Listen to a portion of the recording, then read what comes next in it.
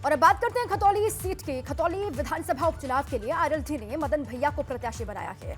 मदन भैया खतौली विधानसभा उपचुनाव में आरएलडी सपा गठबंधन के संयुक्त उम्मीदवार होंगे और मदन भैया गुर्जर समुदाय से आते हैं।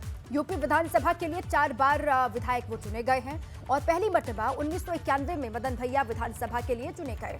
आपको ये भी जानकारी हम दे दें कि 2022 विधानसभा चुनाव में मदन भैया लोनी सीट से चुनाव लड़े, लेकिन भाजपा के नंदकिशोर गुर्जर के हाथों उन्हें बुरी हार का सामना करना पड़ा।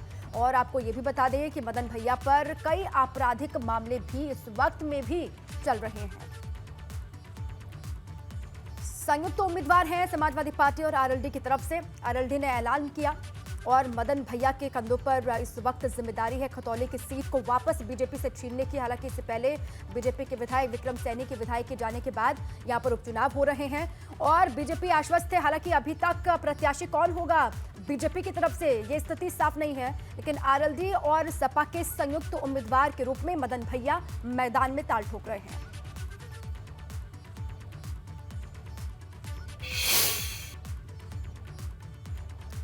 जयंत का भैया दाव खतौली में, क्योंकि जयंत चौधरी ने खतौली सीट से बाहुबली मदन भैया को उम्मीदवार बना दिया है और मदन भैया पहले भी कई मर्तबा विधायक रह चुके हैं, लेकिन इस बार वो भाजपा के नंदकिशोर से हार गए थे पिछली दफा।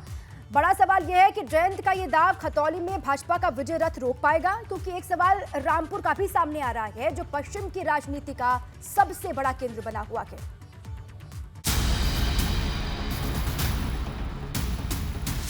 खतौली के दंगल में जयंत की ललकार।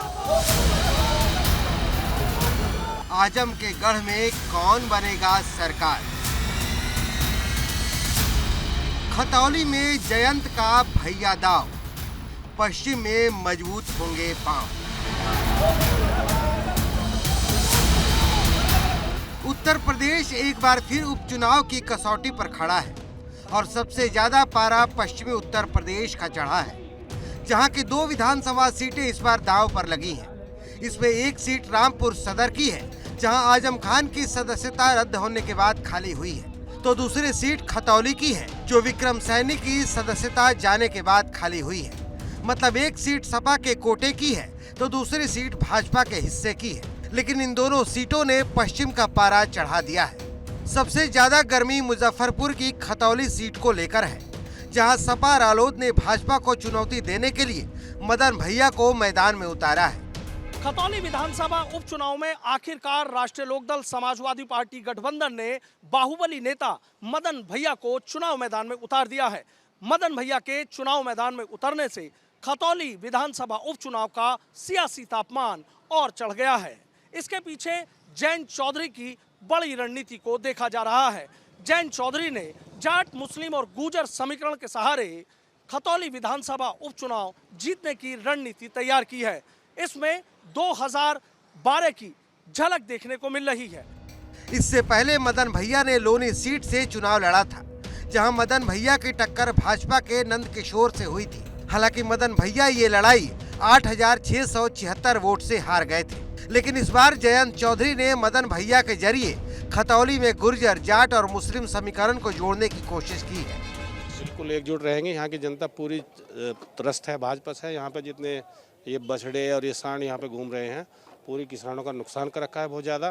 तो इस बार जो है बीजेपी का समर्थन हम लोग नहीं करेंगे। क्षेत्रीय समस्या है कि गन्ने का सबसे बड़ा मुद्दा गन्ने का है, ठीक है। 5 साल में जो है 25 रुपये बढ़े, उसके बाद में यहाँ पे कोई इस चीज़ का मतलब कोई इस मुद्दे को उठाता ही नहीं है, नाम ही नहीं है। हमारे गुर्जरों का इस पार्टी में कोई आधिपत्य है नहीं, कोई उनका वजूद नहीं है, इसलिए हम तो जो हमारा गुर्जर कैंडिडेट होगा वोट हम सभी उसे देंगे।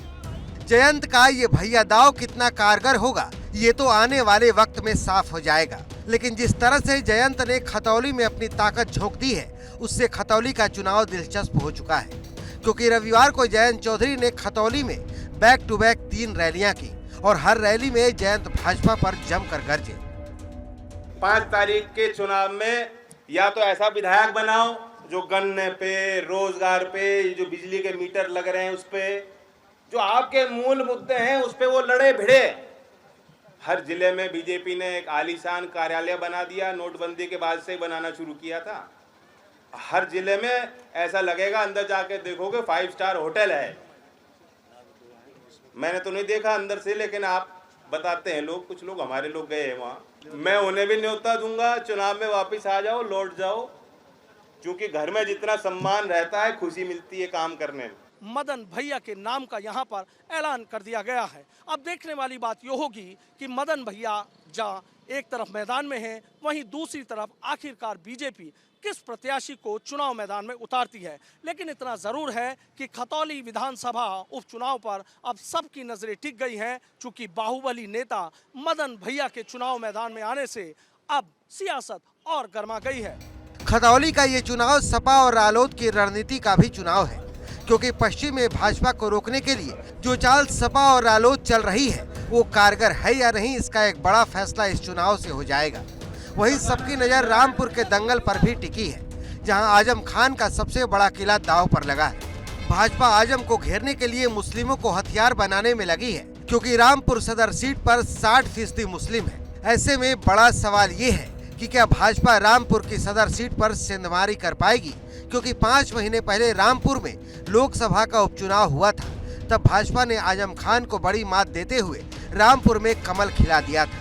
ऐसे में एक बड़ा फैसला इस बात का भी होना है कि भाजपा की वो जीत कहीं तुक्का तो नहीं थी। साथ ही एक फैसला आजम की राजनीति के भविष्य का भी होना है कि वो बिना मैदान में उतरे अपना ये किला बचा पाते हैं या नहीं। खतौली से सनुज शर्मा, रामपुर से उबैदुर रहमान, एबीपी गंगा।